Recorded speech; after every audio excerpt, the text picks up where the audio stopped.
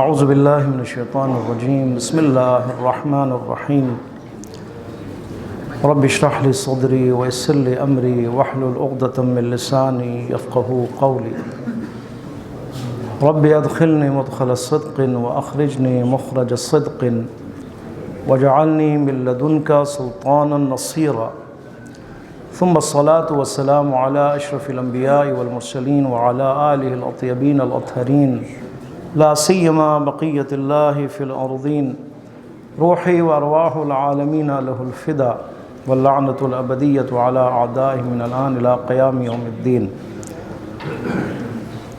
اما بعد قال امیر المؤمنین علی بن ابی طالب علیہ الصلاۃ والسلام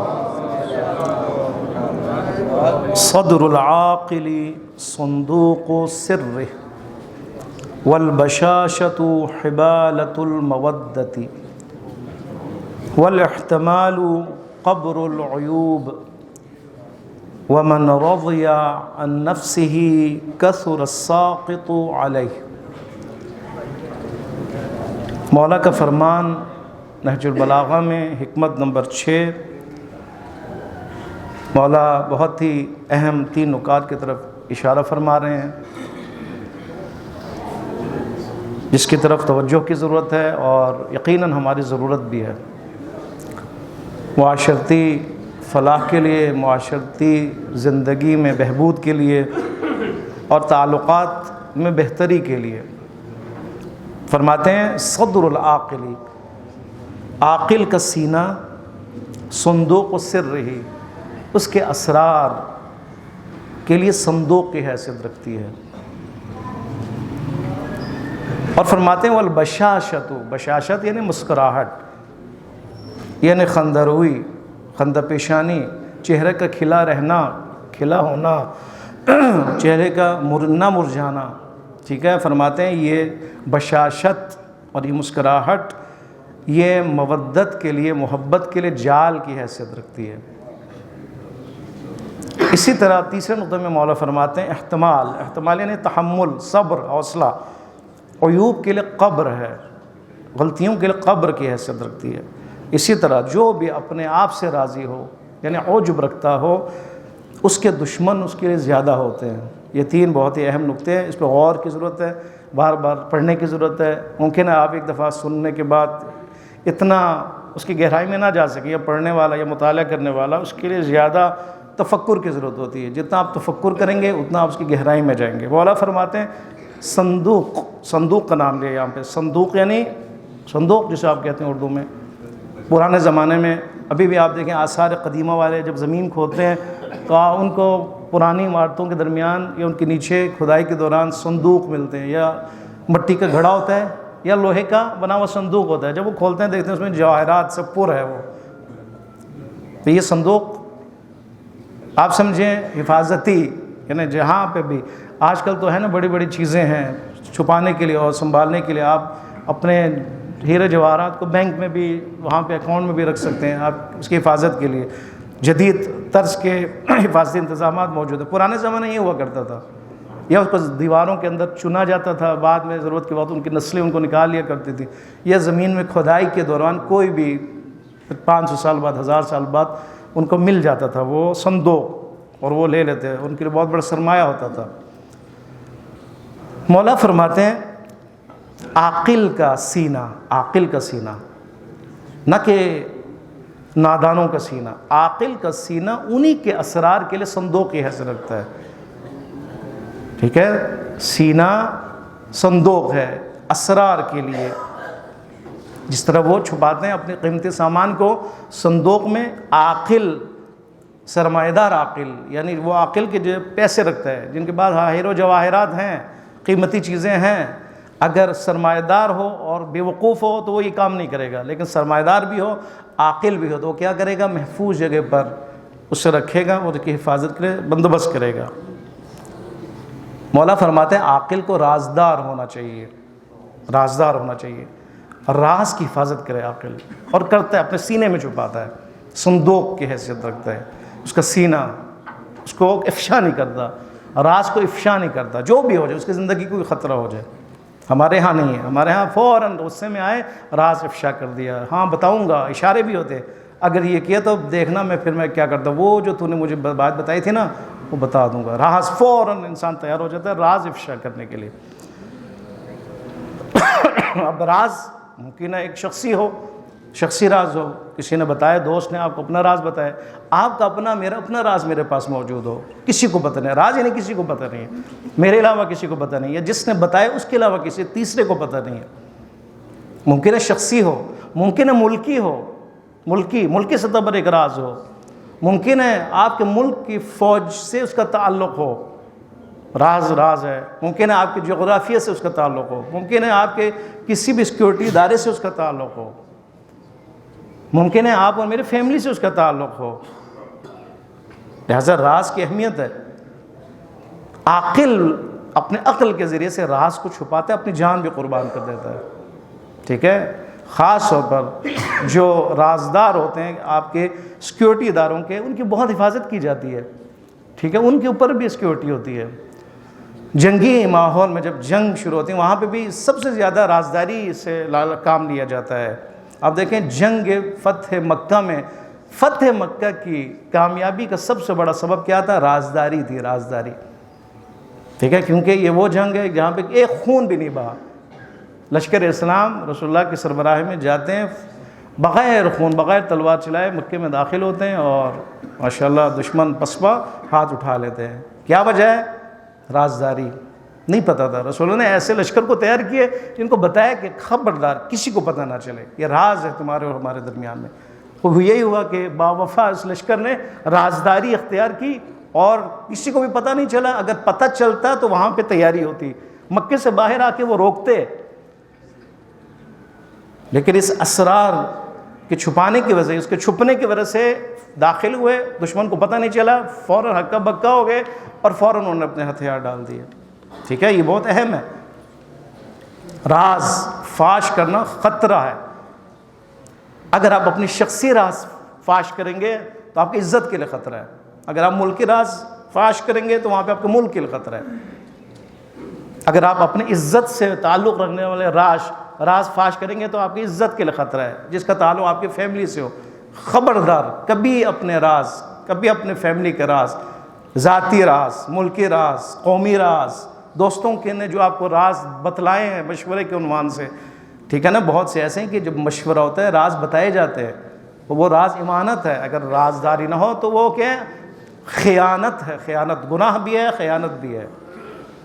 اس لیے مولا فرماتے ہیں یاد رکھیں عاقل بنو اور اپنا سینہ جو ہے اس کو صندوق قرار دو، ٹھیک ہے، حفاظت ایک بند قرار دو۔ سینے سے تعلق ہے، صدر کا لفظ استعمال ہے، رب اشرح لی صدری، دعا ہے نا، اے پروردگار میرے سینے کو کھول دے۔ سینے کے ساتھ تعلق ہے اس کا، سینے کی کشادگی کے ساتھ تعلق ہے، سینے کی تنگی کے ساتھ تعلق ہے۔ آپ نے دیکھا ہو کہ جب سینہ تنگ ہو یا سینہ کھلا ہو یعنی اس کے مطلب برداشت ہے بہت زیادہ، سینہ تنگ ہو یعنی اس میں برداشت نہیں ہے، بے صبر انسان ہے، اس سے یہ پتہ چلتا ہے۔ خاص طور پر غصے میں انسان کا سینہ اگر تنگ ہو تو وہ سب کچھ انڈیل دیتا ہے، سب کچھ بتا دیتا ہے۔ لہٰذا یہ دعا بہت اہم ہے، اے پروردگار ہمارے سینوں کو کھول دے۔ جب سینہ کھل جائے تو اس میں برداشت پیدا ہوتی ہے، برداشت میں بھی اضافہ ہوتا ہے، رازداری میں بھی اضافہ ہوتا ہے، دونوں میں اضافہ ہوتا ہے، ٹھیک ہے۔ اگر سینہ تنگ ہو تو فوراً وہ غصے میں آ کر بہت کچھ بتا دیتا ہے، یہ ہوتا ہے، یہ اکثر ہمارے معاشرے میں یہ ہے۔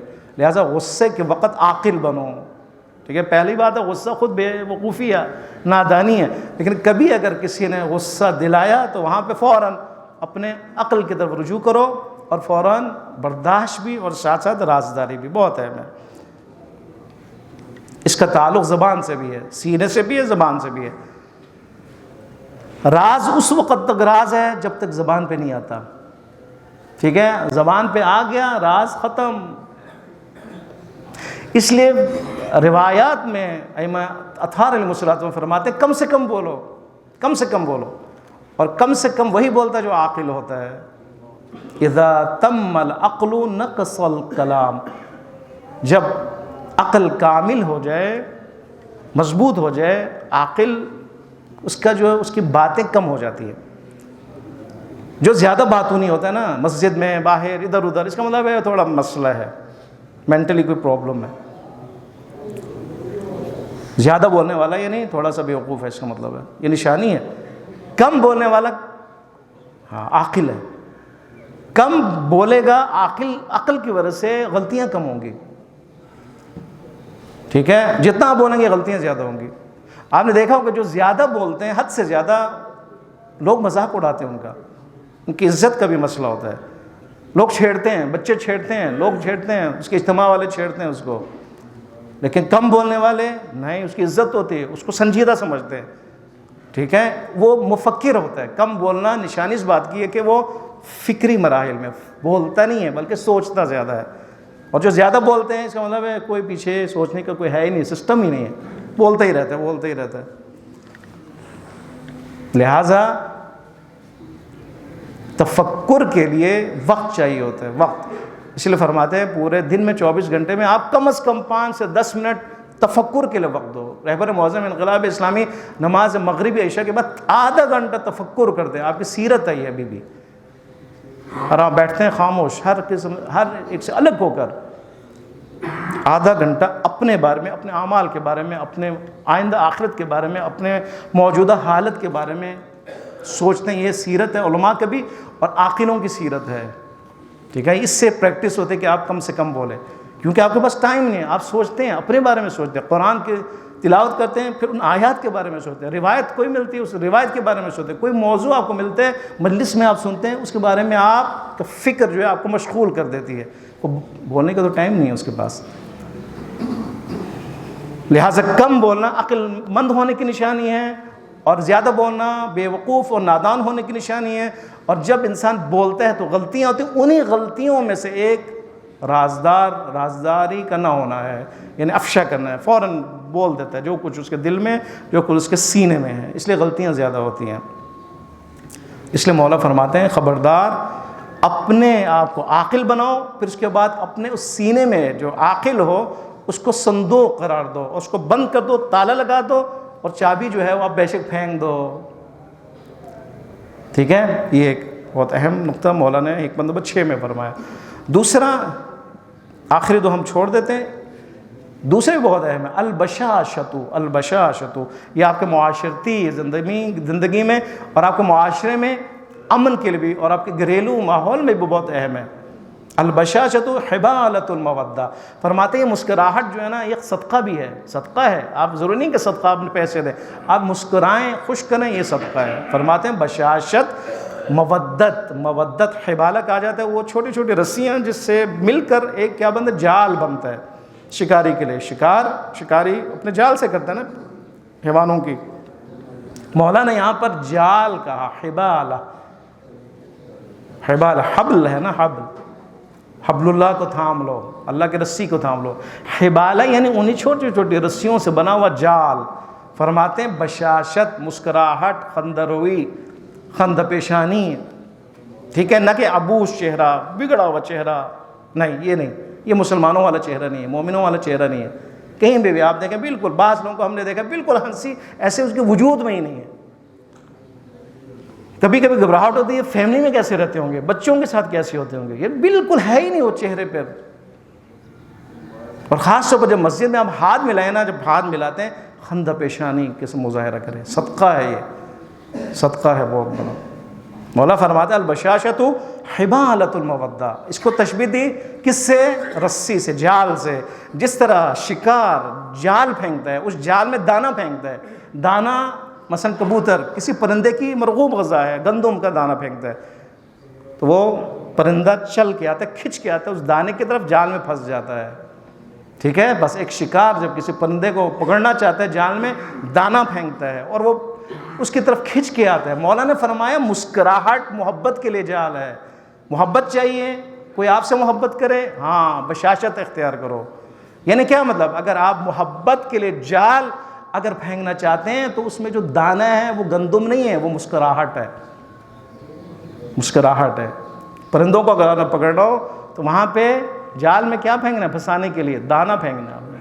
کوئی چیز پھینکنی کھانے والے آئیں گے، جذب ہوں گے، لیکن محبت کے جال میں کسی کو پھنسانا ہو تو آپ نے کیا پھینکنا ہے اس جال کے لیے؟ جذب کرنے کے لیے مسکراہٹ، مسکراہٹ کا دانہ پھینکو، محبت ہوگی، لوگ آپ سے محبت کریں گے، اس جال میں لوگ پھنس جائیں گے، محبت کے اس جال میں۔ اسی لیے ایک روایت آپ کی نظر بہت ہی اہم، تبرک آپ کے لیے تحفہ، مولا امیر المومنین علیہ الصلوۃ والسلام سے مروی روایات، آپ فرماتے ہیں اذا لقیتم اخوانکم، جب بھی تم اپنے کسی بھائی سے، ٹھیک ہے، اپنا سگا بھائی یا اپنا دینی بھائی، جب بھی ان سے ملاقات کرو فتصافحوا، ہاتھ ملاؤ ان کو، ٹھیک ہے، ایک مسکراہٹ اور دوسرا کیا ہے؟ ہاتھ ملانا، اور ہاتھ ملاتے ہوئے مسکراہٹ کے ساتھ، اور نور علی نور، ٹھیک ہے، اپنے اولاد سے بھی، اپنے بیوی سے بھی اسی طرح ملو، اپنے اولاد سے بھی اسی طرح ملو، ہاتھ ملاؤ۔ اکثر باپ تھوڑا تکبر ان کے اندر ہوتا ہے، بچوں سے کیا ہاتھ ملانا ہے، نہیں، بچوں سے ہاتھ بھی ملاؤ، مسکراہٹ کے ساتھ بھی، انہیں خوش آمدید بھی کرو، ویلکم بھی کرو، اگر وہ آ رہے ہو تو ان کو بے شک بوسہ دو، بہت اہم ہے۔ فرماتے ہیں اگر تم اپنے بھائی سے ملاقات کرو کبھی بھی، فتصافحوا، مصافحہ کرو، ہاتھ ملاؤ ان کو، وَأَظْهَرُوا لَهُمُ الْبَشَاشَةَ، اور ان کے لیے ظاہر کرو اپنی مسکراہٹ کو۔ آپ کہیں گے میں اندر سے خوش ہوں، نہیں، ظاہر کرو، مسکراہٹ کا اظہار کرو، ہنسو، مسکراہٹ کو فَأَظْهِرُوا، ظاہر کرو باقاعدہ، بے شک آپ جو ہیں 2 نمبر یہ ظاہر کریں، اس میں منافقت بھی جائز ہے، ٹھیک ہے، اگر اندر سے نہیں ہے تو پھر بھی آپ ہنسیں، یہ بھی عبادت ہے دوسروں کے لیے۔ وَأَظْهِرُوا لَهُمُ الْبَشَاشَةَ، ان کے لیے اپنے بشاشت کو ظاہر کرو۔ پھر فرماتے ہیں وَالْبِشْرُ تَفَرَّقُوا، جب تم ہاتھ ملاؤ گے اور بشاشت کے ساتھ ملو گے، اور جب متفرق ہو گے، الگ ہو جاؤ گے، خداحافظ کرو گے، اسی کے درمیان میں جو گناہ تمہارے سارے جڑ جائیں گے، مولا کا فرمان ہے۔ وَالْبِشْرَ تَفَرَّقُوا، جب اسی حالت میں تم متفرق ہو جاؤ، الگ ہو جاؤ اور خداحافظی کہو ایک دوسرے سے، وَمَا عَلَيْكُمْ مِنَ الْأَوْزَارِ قَدْ ذَهَبَ، اور دیکھو گے تمہارے اعمال میں جو کچھ بھی خداوند متعال نے جو تم نے گناہ کیا اس کو مٹا دے گا وہ خدا، فرشتے مٹا دیں گے اس کو۔ دیکھیں کتنا اہم ہے یہ بشاشت، یہ صدقہ ہے، اسی لیے صدقہ بلاؤں کو دور کرتے ہیں۔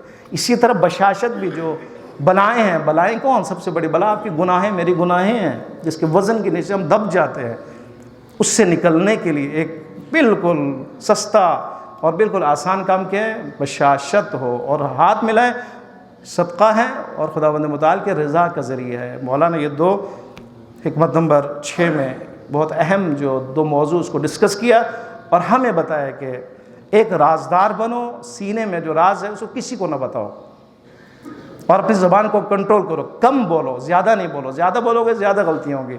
انہی غلطیوں میں سے ایک راز کا بتا دینا ہے کسی کو، اور یاد رکھو جب بھی کسی سے ملو تو بشاشت تمہارے چہرے پہ ہونا چاہیے، اس سے لوگ تمہاری طرف جذب ہوں گے، محبتیں بڑھیں گی، مودتیں بڑھیں گی، اور رشتوں میں اضافہ ہوگا، رشتے مضبوط ہوں گے۔ اور اسی طرح آگے انشاءاللہ 2 اور موضوع بہت ہی اہم ہے، انشاءاللہ کل کے جلسے میں بیان ہوگا۔ خداوند متعال کی بارگاہ میں دعا کرتے ہیں پروردگار عالم ہم سب کو امیر المومنین علیہ الصلوۃ والسلام کی معرفت عطا فرما، ائمہ اطہار، انبیاء کرام، شہداء کی ہمیں معرفت عطا فرما۔